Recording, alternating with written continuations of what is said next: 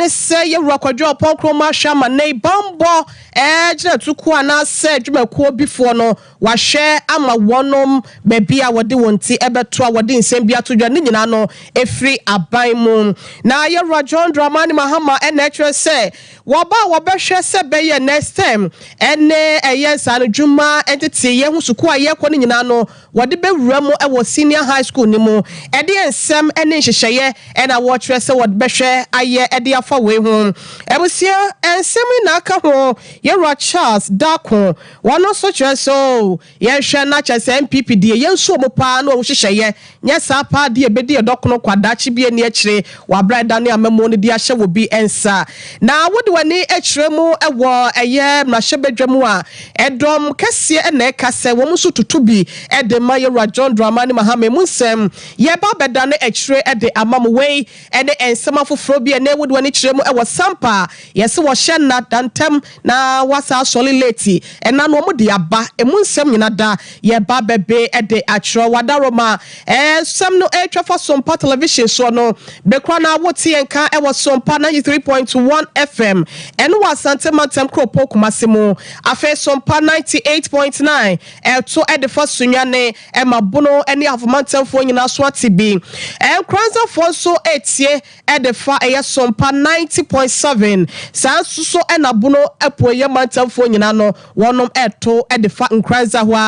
Facebook on air Sompa TV Ghana and our Sompa 93.1 YouTube air Sompa TV Obetimia ko TikTok Instagram Twitter and have a link in social media handles in ano ye twa live for hokwa na wati me a subscribe na wa share no comment e brand drew so e be share na mo comment aba no ya kenkan e de ama mo share ma unua na ono so ne nsa kan sempai bi anopa mo sofo eye me ohene yire ma me akua ye boa asia mabronya betimi afra mabrewati amejo so dodo ye boa ensem ne mo na enei ye wura kwadwo ponkroma wono ene ye soafo ya ye nwuma ene ya dansie ho nsem nyina eda na bemu watches aban na wa ho fama na wasi nkete so obehwa aboa sebe ya ene bambo adwumako ahodo no enipa ahodo ya wonum so mo no watimi enya baby pa atena ede wonti ato eno enam so Ghana immigration service adwumako ya no ewo mem ha se ne fe ya santemantam de no waboa ama ene no ye rajon ajekum kofo estate ya no kumasi ase no no waba bebie dan kokrokwa no e de ama wonum no se aban no nani da kwan so be dodo na e de aka we se ho government housing program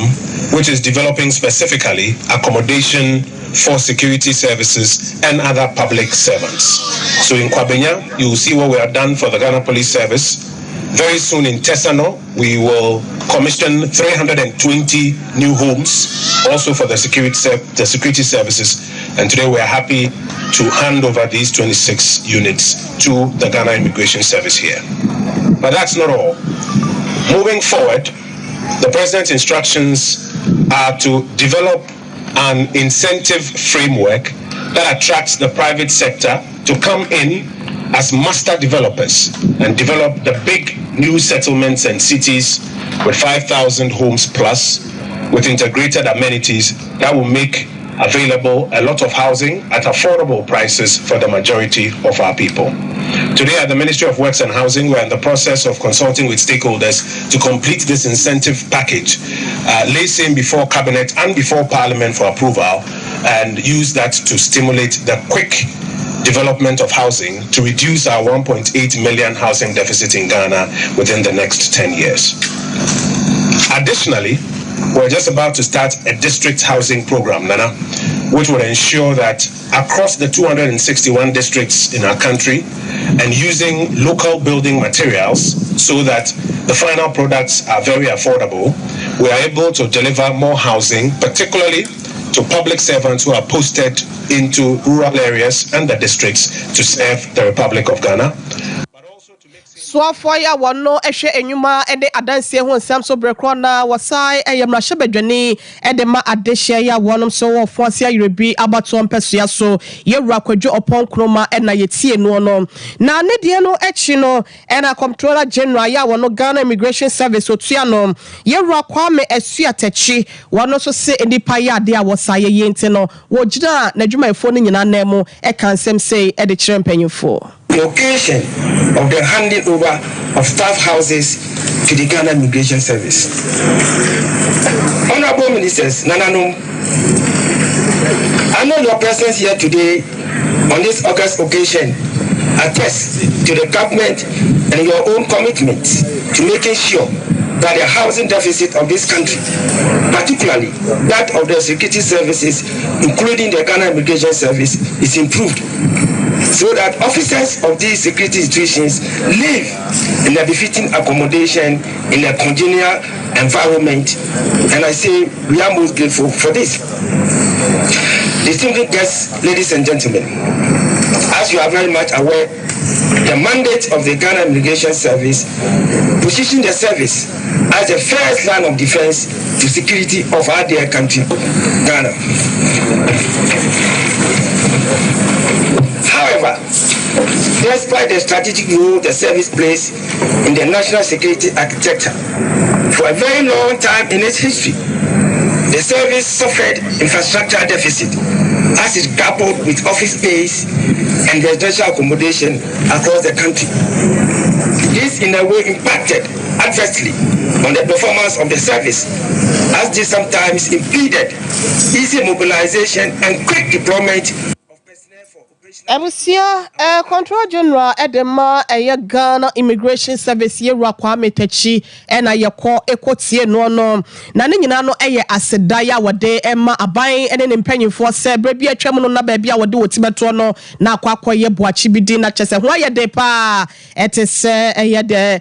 na bremu babunu enso nyame adom aban no wo hye wono boaba bedi so a na aseda na wode ema wonom yebowramu wonsemfo from yewura John Dramani Mahama wono ena ene wokita Frank amudi amachire bata manyoko NDC na wanamwa ebone ntoa ya chese wokeka nsema hodo ye na koma so ade awoba ne botaye so obehwe aye ede amatememfo na no ena wode aba bepie mu se ene STEM ena affective wo besia no woba wobehwe se senior high school no wode bebe ho pa na ene ma hodo a senior high school for enjoy no wonom so STEM for ene TVET for no so no wonom sa etime akabe yewura John Dramani Muhammad nsemi tudwa wabra wone mpanyimfo ya waben edi ntintiman ewo enwomasua adwumaku ahodo ni mu no edi enhyiamu a wode nsem sei etudwa.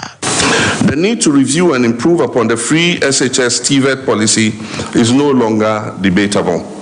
And Angel just mentioned it. We are happy we are on the same wavelength with regards to that. It is a must that we look at the implementation of free SHS again through stakeholder engagements to address the numerous challenges and strengthen its positives. It is thus not surprising that you have incorporated it into the document that you have presented us, which I call the Teachers' Manifesto. We're going to mainstream TVET and STEM into all secondary schools. We don't believe that STEM and TVET should be standalone in special secondary schools. We must mainstream them through all the secondary schools.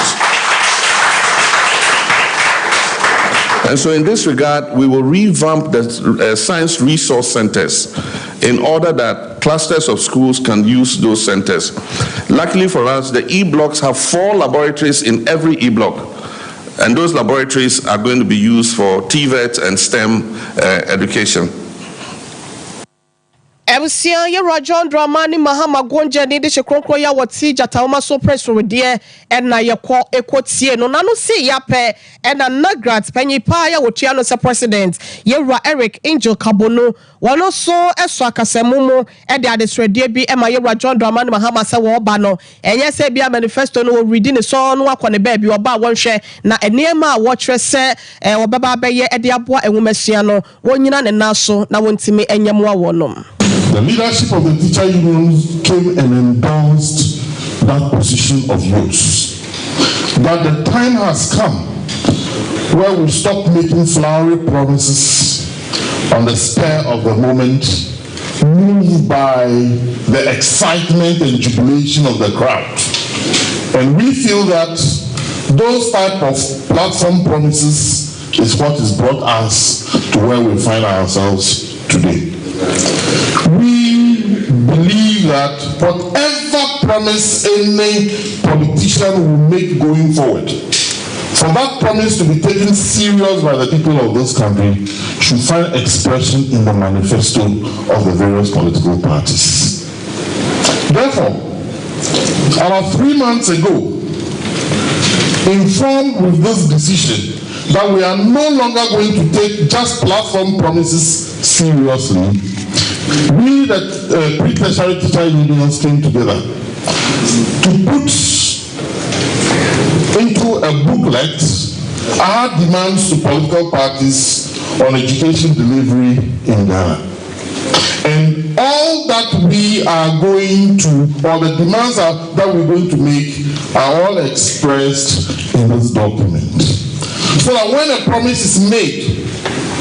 in relation to education or any other thing,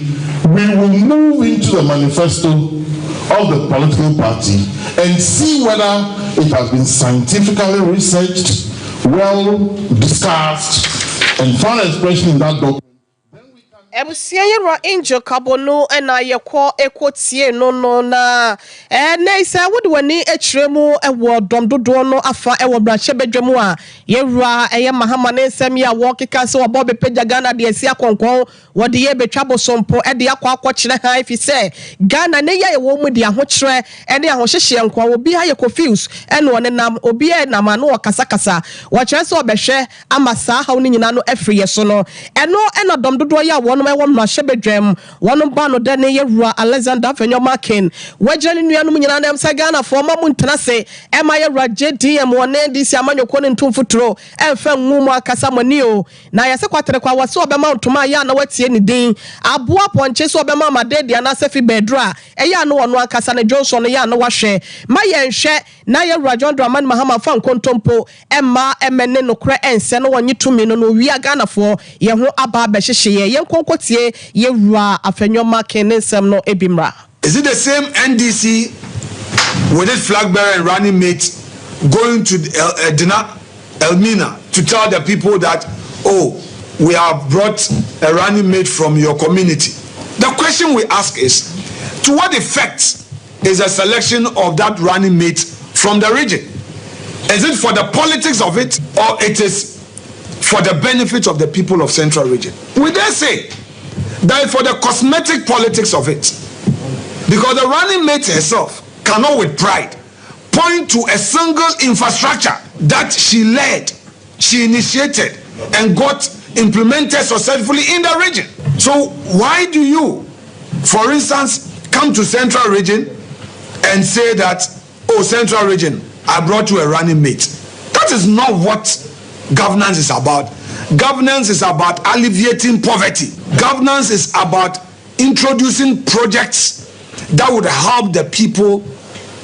and their suffering. So beyond the NDC bringing back a running mate who cannot point to a particular initiative in the region, I believe that the candidates who has had an opportunity to serve as vice president and president. He's been vice president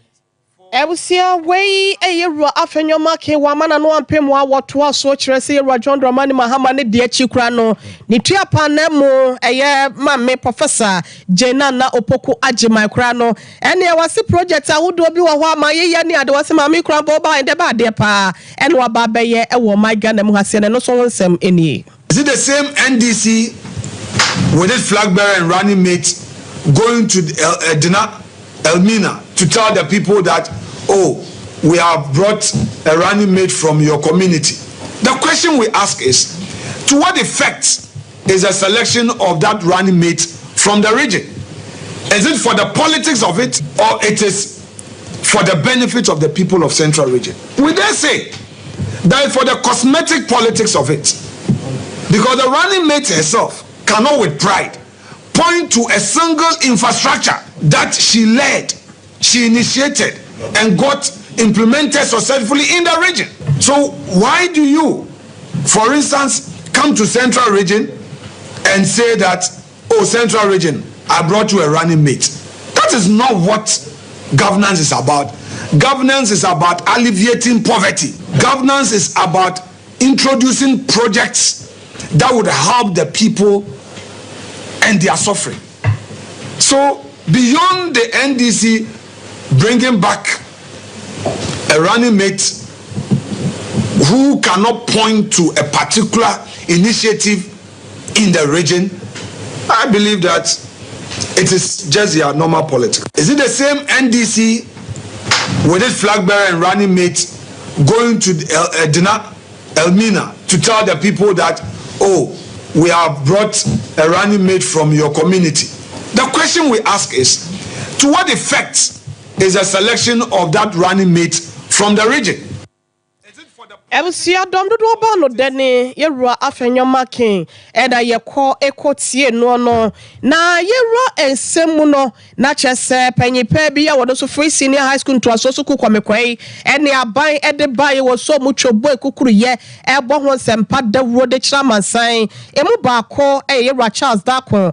dodo na afre no original mobile na wono so chese free senior high school no abagana fo yenyire ye ho na yensom ma obi emedada ye na wonto aban we say emfiri so na nkwa wiase no yese connected ne de no ene wo siko ni siko eno an yesa akomufa aba konto asosuku ni bia na oba tena fie no wanhwe ye no ene beba ba wie yeso nti ye nyina ye mfa akomapa enta ye raba wo mi akire ne betimi aboa ye ama free senior high school nhye ye no yetimi ato akosoa edimode.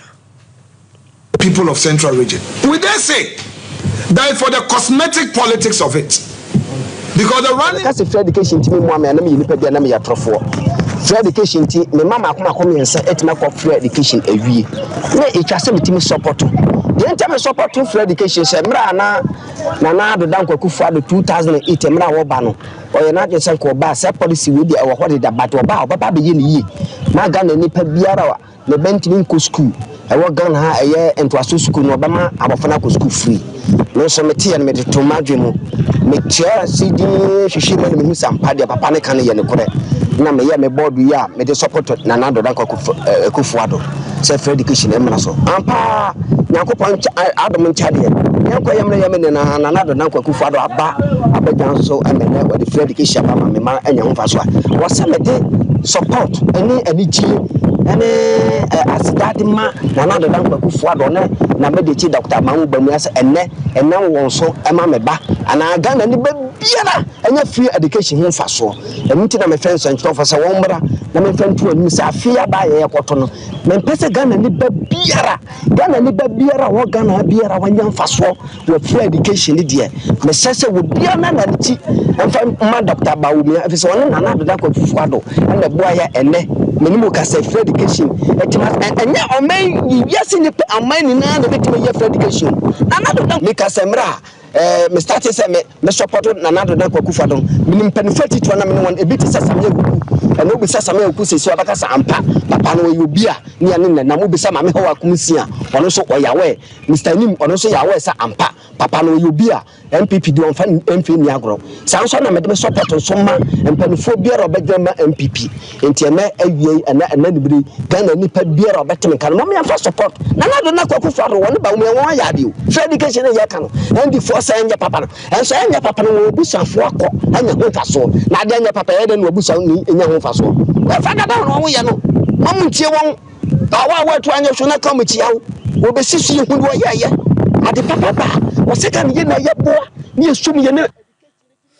Ebusia enipa yete nenken yewura Charles Dakon no free senior high school ahu da ubon watam e de ato na bem ya chese ono so eka ho sempa ene yekọ ekotie ne nsem ya wo de tre Ghana fo no afen no beka ye ho asenum ya Sompa television so anopa no nsia brem kase ena ye de airtime mo no Sompa 93.1 na wokuma se Sompa 98.9 e wo sunyane ena Sompa 90.7 eno so e wo nkraza ko social media handles no Facebook Sompa TV Ghana and Sompa 93.1 YouTube, TikTok, Twitter, Instagram. Ninyina ye twa live e wo hokọ na ekohwe ensem no netie bi enso ne hu de ekoso e wo my Ghana mu ase no ye to ensem no so no ne ye boawra mu e wo edwoso abato empesua so e wo asante mantem ase no na enche ye e na MPP wonom e de abato kwahye so there's a by election no said be ya yewra aduomi ya wade ne ba bi kro no wo betimi enya ne nsia na mu na abato no makopre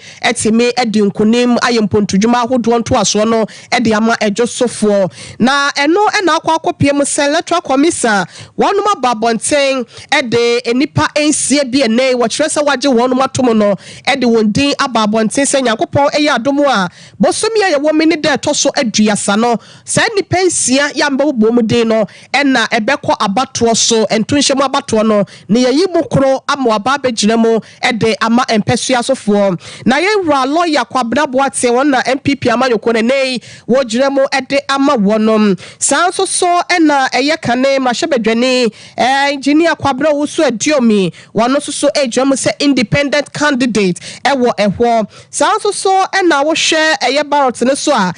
Mami Beatrice Boache wono so Liberal Party of Ghana LPG so me ha wono so ejwam e de ama no e na CPP amanyoko no so apagya Mami Esther Osei so wono so enkonkopre eye akonwa no emfa emma wonom na enipa binom a eka ho no eye Yewra Gabriel Ajima Joseph na afa Yewra Joseph Atakra sanipa we say enso ejrem say independent candidate na eye abato commission no age wonom atom say on the 30th of April we na womo behwe na ba election bekoso no sanipa wo makwa akogina mu o makonkode etimi apretumi no e de akoba bia wo mpese mo de kona se brane so na yeto abakese na do bedi nkunim no watimi aboa edwoso abato so empesua so fo no ye remo ewo mankesim ene efie kakra ni na ababa wa ya wono kra kɔ ne nursing training ewi aja se wo twa se abai ma ne ba bia to na watimi akwakode dwuma so e de abo my Ghana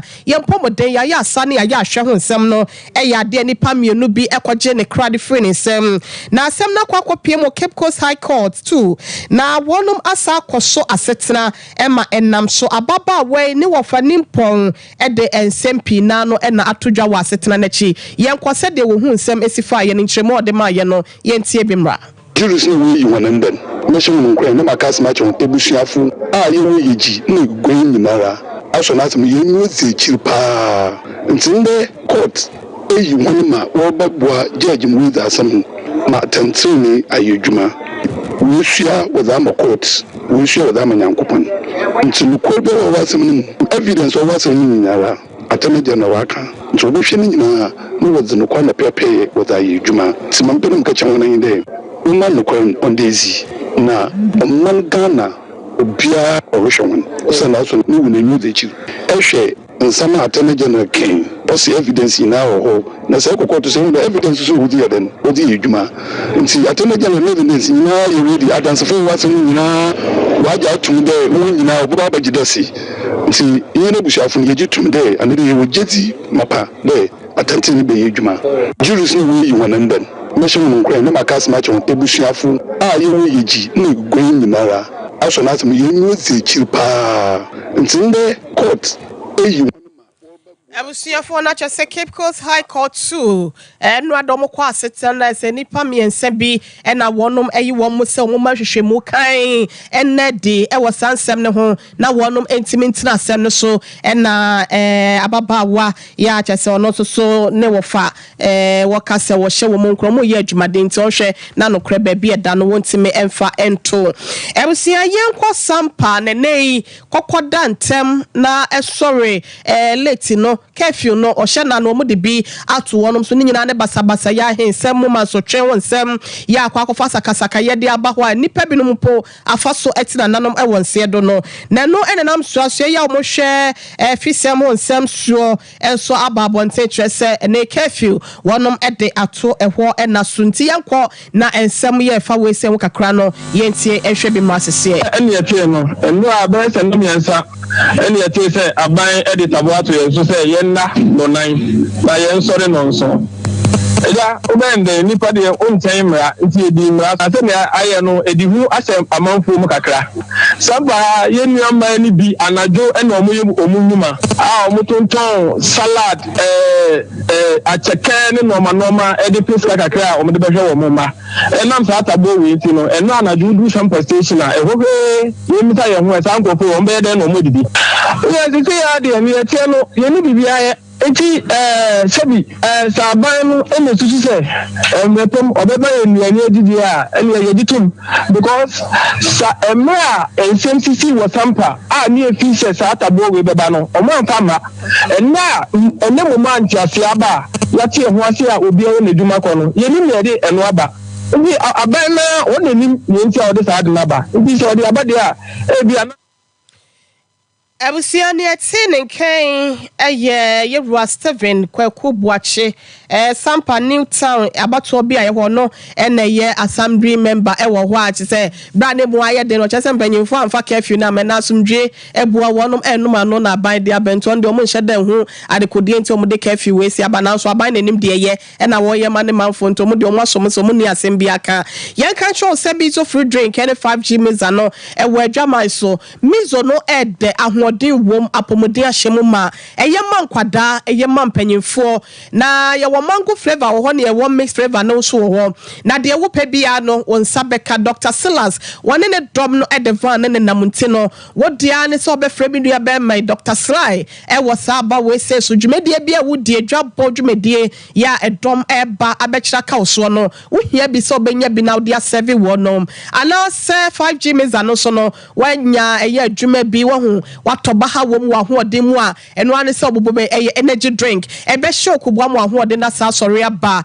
frabe 0246 270221 0246 270221 asedan kwaba yero asante yebo Benedict wa yesamfo panyin news crew was Sompa 93.1 kase dem kumase Sompa 98.9 kase dem sunyane ene Sompa 90.7 kase dem ewo nkranza nyina no ye na wonum ase wonyina ka ho bi ena ensem yetime eto edemamo man pike pastor ke wono ena ede wotre fidie na chichinchim ne from ademame ena me ma Kelvin ene azuka social media handles no wotimi share live ete yenka ewo ho wusia ye fast dan bi ma ekoba jase sempremo na yaw any school fees rest for mu nyina so Mr. Dave eboa ma Sompa TV no o share live ewo ho Danny boy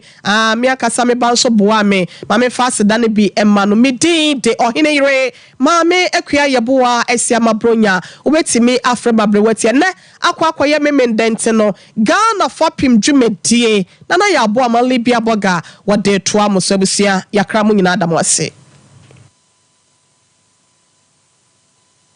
ewo to ase na fa wo siremu na fa wo nansia besi ase ho no se ho techima eno ene ye fa ne siatika